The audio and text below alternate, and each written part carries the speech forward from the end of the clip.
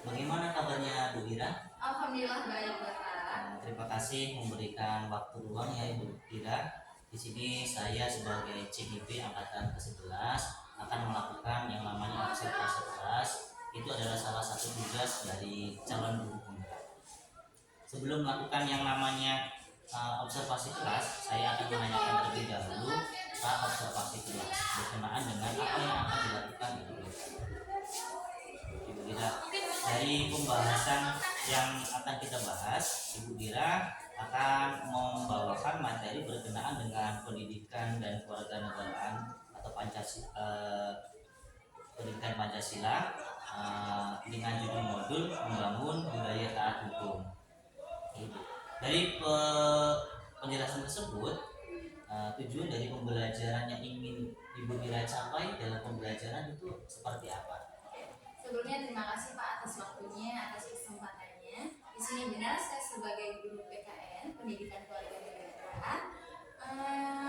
Adapun tujuan yang ingin saya capai tentang budaya taat hukum, saya ingin peserta didik itu lebih memahami bagaimana sih peraturan itu dibuat. Peraturan dibuatkan untuk ditaati bukan untuk dilanggar. Karena sekarang banyak sekali peserta didik yang melanggar peraturan yang berada di sekolah, yang otomatis yang secara resmi telah dibuat. Secara sederhana saja Pak, mereka sering datang terlambat, menggunakan seragam tidak sepatutnya, menggunakan sepatu yang tidak patut digunakan di sekolah. Seperti itu Pak. Baik Ibu Ira, sangat luar biasa sekali ya. Untuk pengembangan yang ingin dicapai dari pembelajaran tersebut apa khususnya?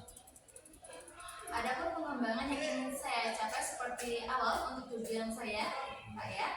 Adapun pengembangan yang ingin saya capai, saya ingin peserta didik itu lebih paham kembali bagaimana sih caranya kita untuk menaati peraturan yang ada, bagaimana kita menaati peraturan yang telah dibuat secara resmi maupun tidak resmi, secara tertulis maupun tidak tertulis, karena peraturan ini kan bukan hanya berada di sekolah, tetapi di lingkungan masyarakat, di lingkungan tempat tinggal maupun di keluarga juga ada yang namanya pelatih.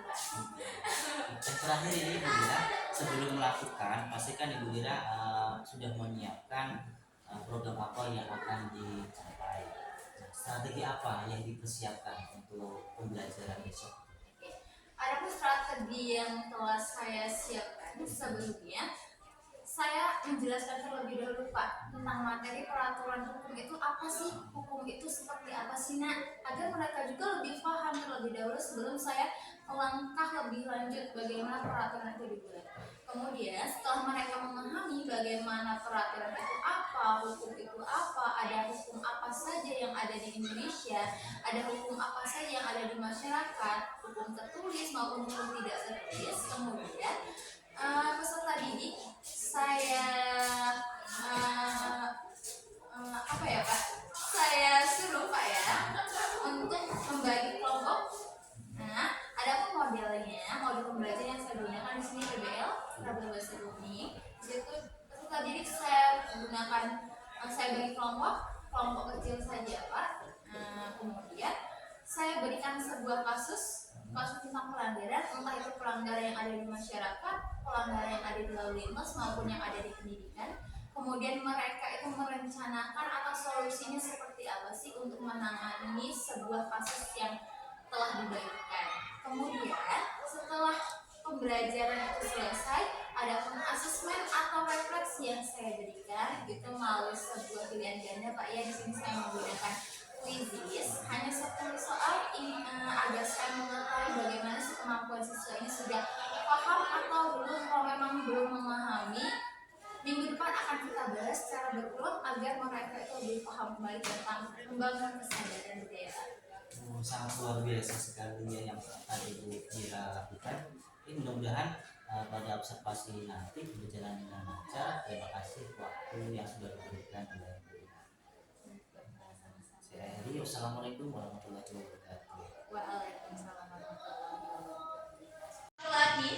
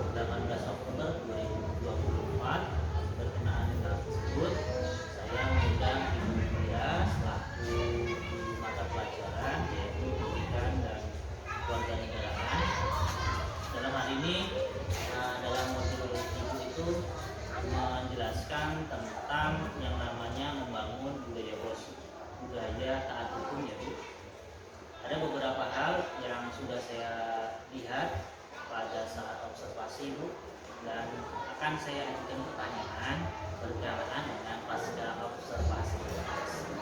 Jadi berkenaan dengan hal tersebut Ibu, kegiatan mungkin berjalan dengan baik dan lancar yang saya lihat. Kalau pendapat Ibu, ada yang mungkin kurang atau seperti apa mungkin dalam pembelajaran tersebut? Sebelumnya terima kasih Bapak atas waktunya. Sebelumnya saya memang guru Ini satu nggak keluar nih, nggak normal tuh. ada peserta didik khususnya kelas 10 saya untuk mengajarnya.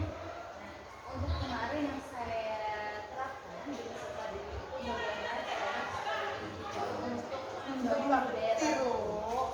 Tapi kan memang sekarang masih ada yang melanggar hukum, apalagi sederhana saja hukum yang berada di lingkungan sekolah seperti dan itu terkadang masih ada siswa yang Boleh Besok alasan pernah nggak Ibu melakukan yang namanya merayakan, artinya kenapa siswa itu melakukan datang lambat dan kenapa siswa itu melakukan perbuatan tersebut, pernah nggak dalam pembelajaran? ya. dalam pembelajaran Besok nggak ada orang ini izin nggak. yang terlambat itu terkadang saya tanyakan terlebih dahulu kenapa sih apa sebabnya mereka dapat terlambat. Terkadang mereka mengaku bahwa kesiangan, tidak ada yang membangunkannya, berbagai macam alasan yang lainnya. Berkenaan dengan siswa ya Bu.